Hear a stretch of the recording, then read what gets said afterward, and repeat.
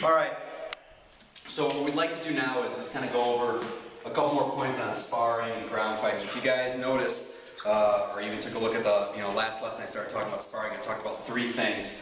I made sure that you guys understand the importance of wind, meaning having endurance, how to pace yourself. The importance of positioning means, how to really maximize each and every position that you're in. So you are not only resting yourself, but also putting stress on your partner. And then the third thing that we have is the combination of techniques and attributes. You have to have both. A couple things I want to talk about today as we're kind of expounding a little bit more on sparring and giving you guys time to spar and all that other good stuff, is making sure that when you guys get together with your training partner, you have in mind what you want to work. You have a focus. I mean, I've used this example probably too many times, but I said, listen, imagine, you going over to your neighbor's house because your neighbor is getting in his car with his family and everything like that, and you're like, hey man, where are you going? I'm going on vacation. Oh cool, man. Well, where are you going? Don't know. I'm just getting in the car and just driving somewhere. That's what people do all the time in sparring though. And I see it sparring and stick fighting and kickboxing and close quarters drills even, energy drills even. But ground fighting is a huge problem with that. I see too many people just getting down the ground and rolling. Here's what I would really challenge you guys to do, okay? See yourself that you're going to be paired up against really 3 different kinds of training partners.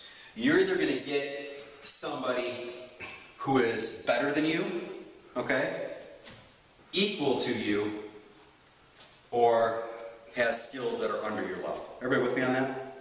Okay? All right, then you have those 3 kinds of people.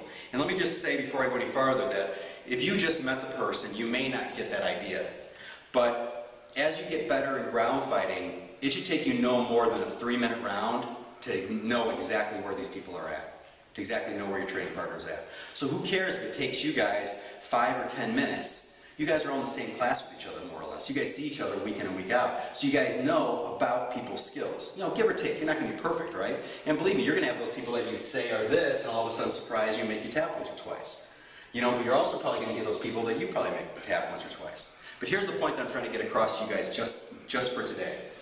If you get somebody who's better than you, okay? If you get somebody who's better than you, it means that you're going to practice your game plan. And we'll talk more about game plan as we kind of get through the next handful of lessons and stuff like that, but you need to have in your mind what are your strengths.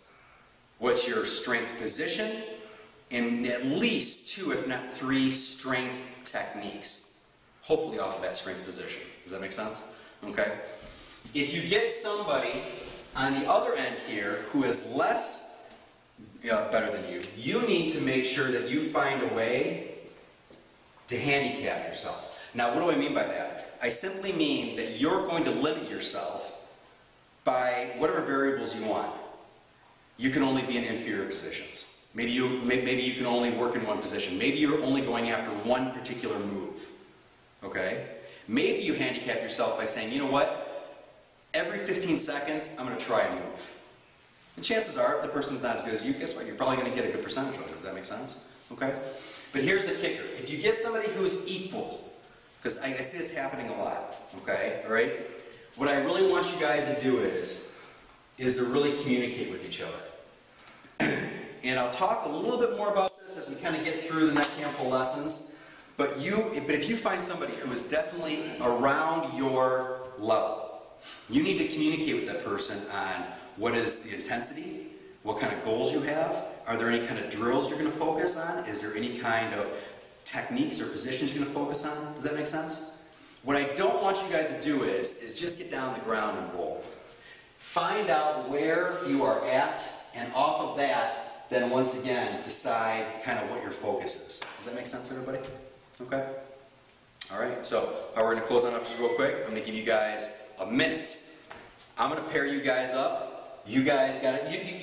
You don't have to consciously tell the person, hey, you know what, I'm better than you, so I'm going to do my game plan kind of thing, right? Okay? What I want you guys to do is to go ahead and in your mind just kind of size the person up, And that's one of the reasons why today we kind of rolled with everybody.